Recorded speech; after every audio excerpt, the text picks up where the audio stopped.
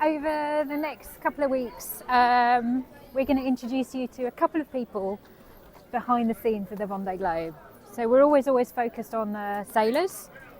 I know we talk quite a lot about the teams, but there's a whole load of stuff going on that actually makes the race possible. And so we thought we'd introduce you to a couple of people that make this race possible. And we're going to start off today with a visit to PC course, which is basically the race headquarters, and we're going to meet the race director.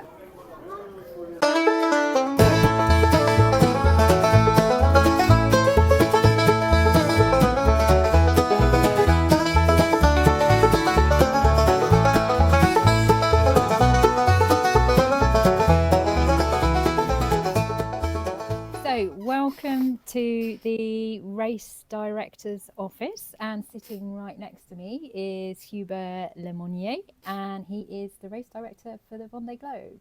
Hello. Hello, indeed. So, just to start off with, what does that actually mean? So, what is your job? So my job is, you can divide my job over the last 3 years on different sections, but basically was to make sure that notice of race, so the contract that is signed between the skippers and the organization, is matching with what is happening really on the water. So that comes from the race course. That's also to make sure the boats are complying with the rules. That's the date of the start and all those rules. So that notice of race, I'm being part of the writing of this. Mm-hmm. So that's a big chapter. And then we check that all the qualifying and selection process as well is being respected, to make sure that all the boats that are here on the start deserve to be here, have been qualified properly and are the best of the 40 that wants to do the race. Mm-hmm. So that's another big topic.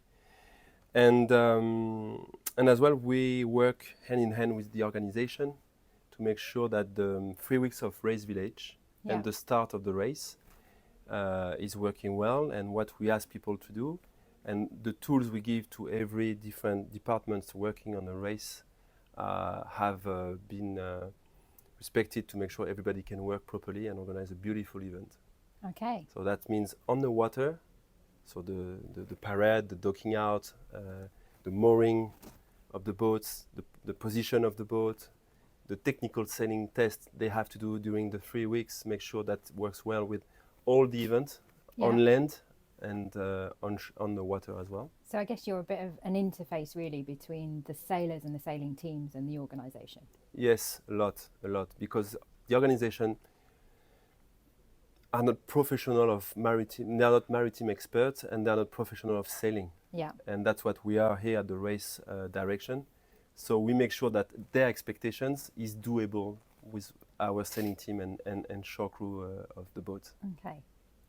And then once we cross the start line, what do you do? Yeah, so the start, for me, you crossing the start line is already a big achievement. So it means the whole day of November 10th has been done properly. Safety, security, docking out, show, helicopter, race committee boats on position. All this is working well. And then you cross the starting line, and then you're off. And for us, that's the second major chapter starts. We are here at the race headquarters for at least 3 months.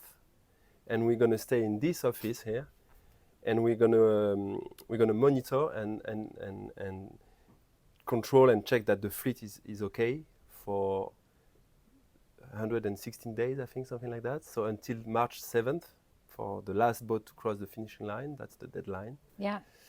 And during that period, we're going to be watching boats 24/7 here, 5 people.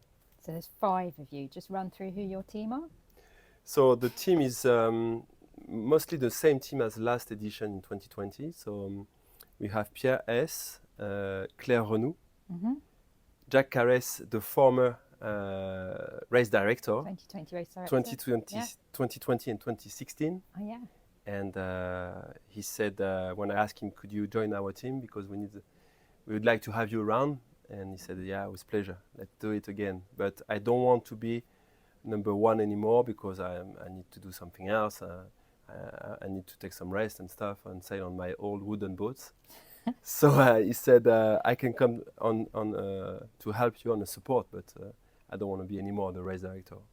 And that was the plan when I built the team. I was like, he's part of our team that was in 2020, and we did good job. And I think the trust we have with keepers and teams also comes from the fact that our team has been an experienced team from last edition in 2016 as well. So you run watches? So we run watches for the whole race. We do a 6-hour watch, and then we swap.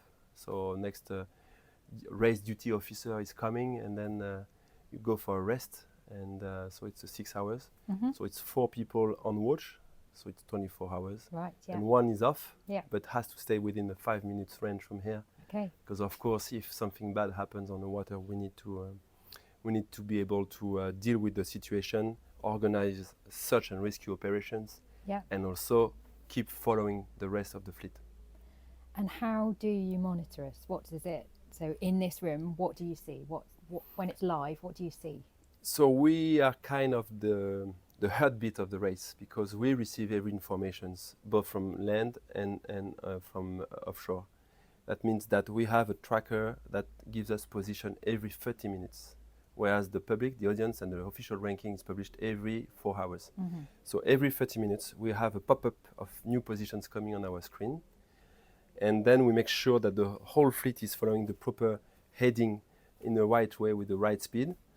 And we have some alarms as well set. So What sort of alarms? So let's say, imagine one boat is sailing, that's the route, and one boat, instead of sailing this way, is sailing this way, stopped, or without any answers. Of course, then we get to a kind of crisis management. So we have different codes within internally, let's say from red, orange, yellow, and green. Mm-hmm. And in this occasion, then we need to assess what's the situation. And part of our job is to understand what's happening. So that's why you need people that has a big scope of everything in terms of sailing, weather analysis, communication as well, and understand why the boat has this strange heading or strange position on the last ranking. And then, of course, a lot of things are linked to this, communication-wise. Shore team, the team manager, the wife of the skipper, the husband of the skipper, or whatever. So people, before they start to be scared of a bad situation, we need to understand, assess the situation, and tell the organization what's happening, or tell anyone who needs to know what's happening, really. And so what does it feel like for you? Because I know, right now, we were talking earlier, I feel quite calm, and I know I'm going to be stressed before, but when I go, I'm in the moment all the time. It's exciting. I'm scared some of the time. I'm very focused. But what's it like for you? Are you nervous? Actually, I am nervous every day, and in the same time, I'm not nervous every day. I'm a bit of an in-between situation. Every day is an achievement. So having you here on October 18th at noon, 40 boats, just having that done is already a big achievement for me, because it meant a lot of work and preparation work to have 40 IMOCAs here. That has never been done before. And I can tell you there's a lot of different steps or boxes that have been ticked before we can do that. So that's an achievement. Now my new achievement will be to have the race village working properly. And that means shore crew can work, you can do your technical sailing sessions, and then we also have to organize the start of the race, which is probably one of the most important day of the whole race, to make sure that boats are safely sailing around the world. You need to first get the boats out of here, get you properly in the race preparation mode in the starting box, and then when at 13:02, when you cross the starting line, make sure there is no spectator boats or no boats around you, so you can sail safely. All this means a lot of preparation work. And then when you start to be offshore, then we are very happy, because normally everything has been done well, hopefully. And then we wait for the weather and see how it's going to be, and see the boat breakage that can happen. So it's endless. Yeah. It's endless. You always wait for something unexpected. You know it's going to happen. You don't know when. You try to be ready, so you have some crisis plan. But that's why we do it, because it's passionating. Yeah. You don't know. The only thing you know is you don't know, right? You know that. I do. So if there was one thing that you really wished all of these troublesome skippers did and none of them do, what would it be?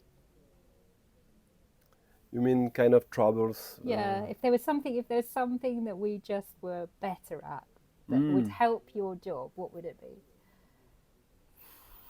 That's a good question, actually, because I think we really improved everyone in our daily job and skippers a lot Mm-hmm.